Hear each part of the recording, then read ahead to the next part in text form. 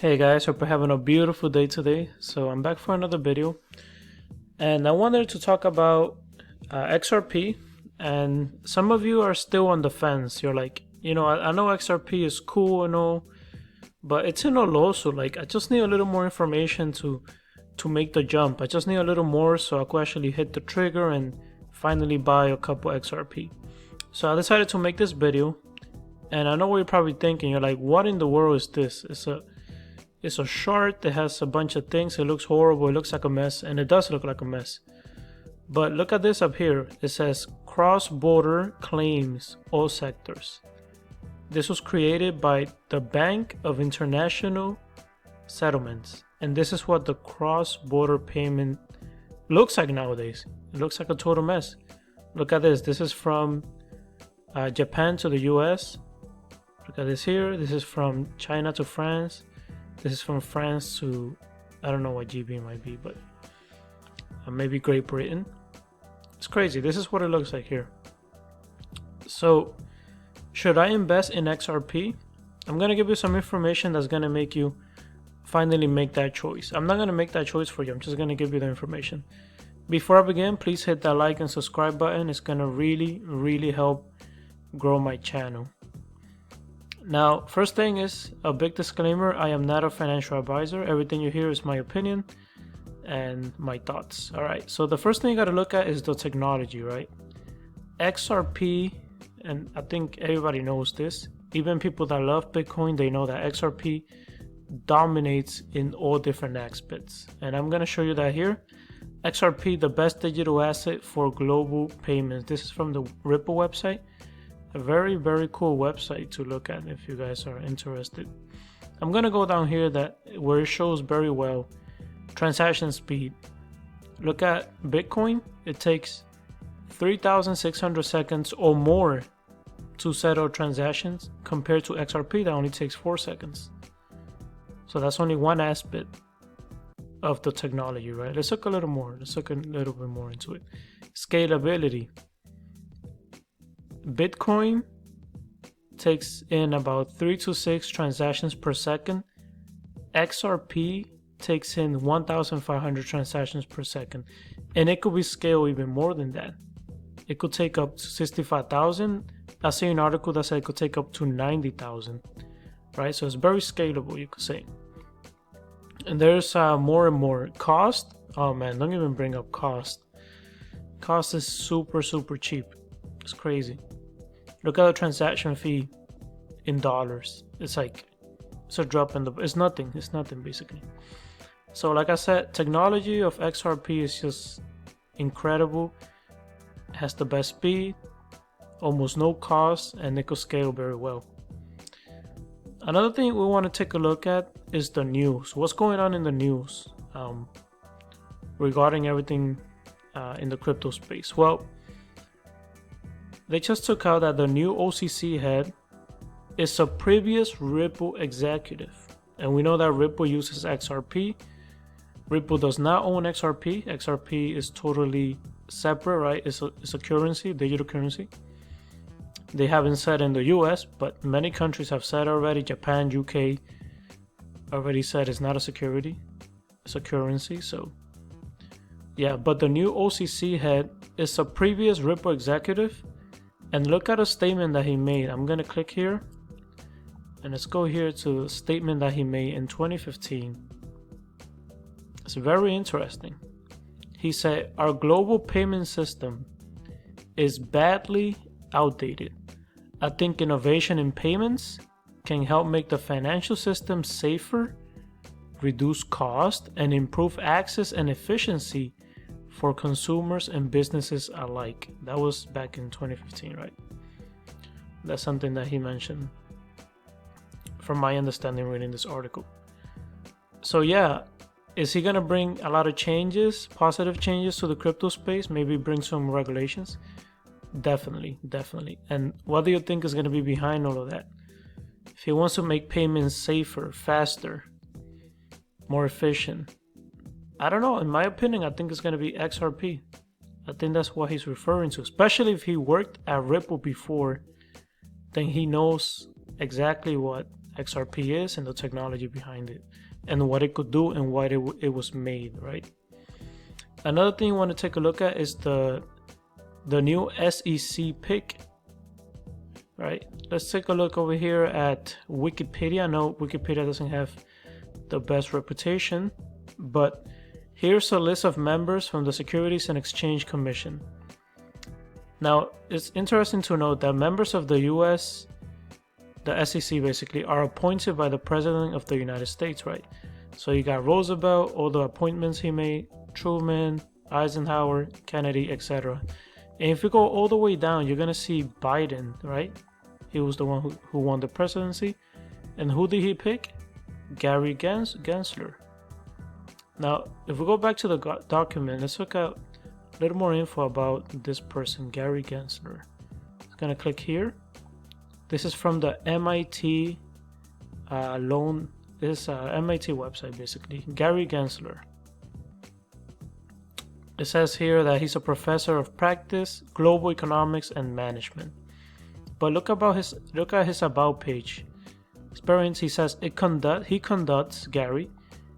conducts research and teaches on blockchain technology, digital currencies, financial technology, and public policy. And there's a video out there of Gary talking about XRP and why at that time he felt that it was a security, but that was at that time. Things have changed, obviously, so I'm pretty sure that Gary right now would declare XRP to not be a security.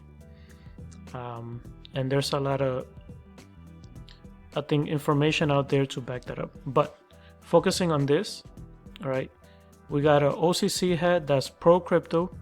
We got a new SEC that's pro-crypto that wants to change the financial system. Both of them, right? What else do we got in the news? Well, this just came out 2 days ago. The Bank of International Settlements, that horrible chart that I showed you this, they took out a very, very interesting article, you could say. And I'm going to show you this over here on Twitter. This is what their Twitter page looks like. Bank for International Settlements. And we're going to go down to, see, this is the chart I was showing you. Decoding international banking can be a nightmare. They even called it a nightmare. Alright, so let's go down to this portion here, right? What are the key technology challenges facing central banks? Interesting. Let's click on it. See what they're saying. Let's go here. Check this out. The Bank of International Settlements Innovation Hub today set out its work program demonstrating his focus on 6 key areas. What are the focuses? You got subtech and regtech, next generation of financial market infrastructure, and look at this one, central bank digital currencies, CBDCs, right? But what are they referring to here by CBDCs? Of course, every country is going to have their own digital currencies, but look at what the Bank of International Settlement is doing. We're going to click on their work program here, and we're going to go down to central bank digital currencies. Look at what they're up to. It says here they're going to platform, look at this, platform for settling cross-border payments using multiple wholesale CBDCs. That's very interesting. Explores the creation of an international settlement platform onto which central banks will issue multiple wholesale CBDCs. This is extremely interesting, right? Imagine going from this horrible mess to going to this XRP here. Then you got the digital currencies for every single country, all going through XRP. Very interesting. You guys think that's gonna happen? I definitely think it is. And that's the key point, that they're all looking into this and they're working very hard to bring this to light, right? To actually put this out in the world. So the Bank of International Settlements is doing a lot of research into this, and they're gonna build a platform. They already said it. A platform for what? Well, look at the keyword. This is the keyword right here. settling cross-border payments while using multiple wholesale. So every time you hear cross-border payments, think XRP. Why? Well, look at this. I'm gonna go back to the Ripple website, and we're gonna go down a little bit. RippleNet customers can use XRP for sourcing liquidity in cross-border transactions. Let's go back. Platform for settling cross-border payments. RippleNet customers can use XRP for sourcing liquidity in cross-border transaction. So I don't know, it sounds to me like they're gonna be using XRP in this platform. Very, very interesting, right? So that's what's going on in the news. There's way more things, but I don't want to put everything here, of course. What's another thing? Look at the partnerships. Even though Ripple haven't had regulatory clarity in the US, it already has more than 300 customers, banks, institutions, etc. So they're looking into this technology and they're like, hey, you know what? We want to be a part of it now. And it continues to grow every single year. And like I mentioned before, you have countries like Japan, the UK, that already declare XRP to not be a security. And we're gonna go here, click on this. This article here is gonna come up.